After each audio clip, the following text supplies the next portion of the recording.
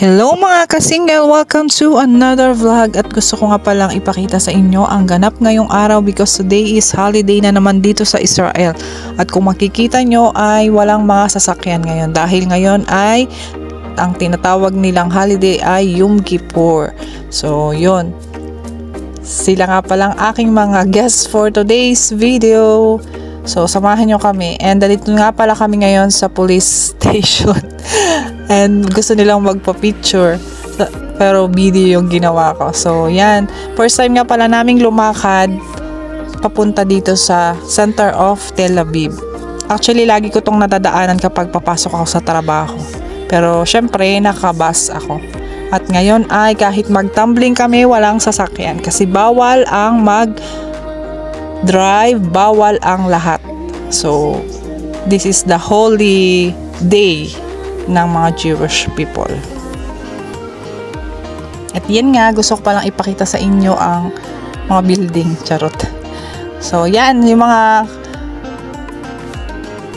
kabayan natin, naka-bike at saka naka-scooter. Yan lang ang pwede na magamit dyan sa kalsada ngayon. Hindi pwedeng mag-drive ng mga sasakyan, huhulihin ng pulis. Maraming nagkalat na pulis. Che-check nila. So, yan nga. Samahan nyo kaming lumakad ng lumakad. Magtanggal tayo ng mga fats sa ating katawan. Let's go! Lakad pa more!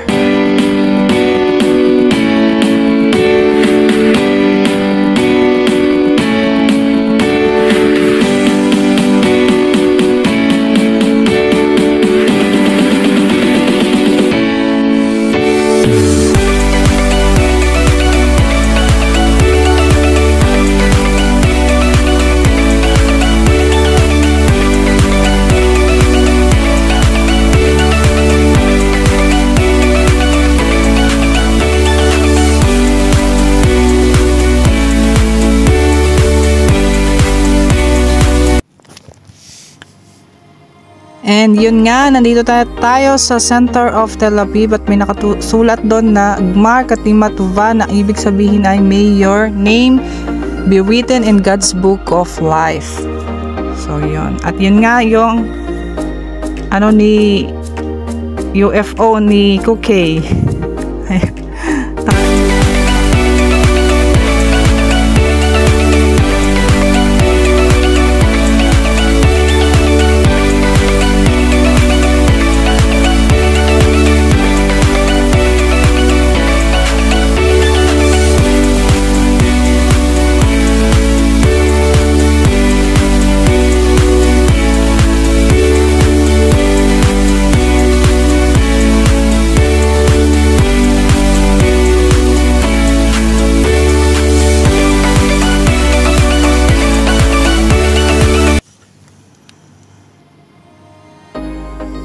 Tapos yun nga, ako ay nagmaganda dyan, nag-feeling.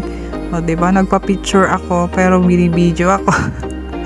Tapos, ayan, may paikot na naman. And, di sila mawawala. May maritisan pa kami dyan. O diba, feeling. At sila din, ayun o. Kala ko kami lang. At yan nga, gusto kong i-explain ng konti sa inyo yung tungkol sa holiday na to. So, yung mga gustong pumunta dito sa Israel, medyo may konting kaalaman na kayo. So, today is Yom Kippur. Ito yung pinaka-holy nila na holiday. Kasi, this is the fasting at bawal magtrabaho, mag-drive, maligo, kahit magpabango, kumain, uminom, bawal. Wala silang gagawin kundi mag-fasting at mag-pray at humingi ng tawad sa Panginoon at sa mga pamilya nila, sa mga nagawa nilang kasalanan sa bawat isa. So, yun, may repentance sila every year.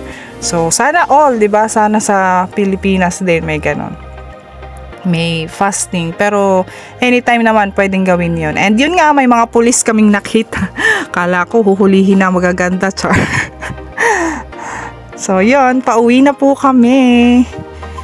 And yan lang. So napakadami naming lakad at napakahirap maglakad. So hindi na kami maitaas ang aming mga paa, pero nag-enjoy kami today. So yun lang. Maraming salamat. God bless. Bye!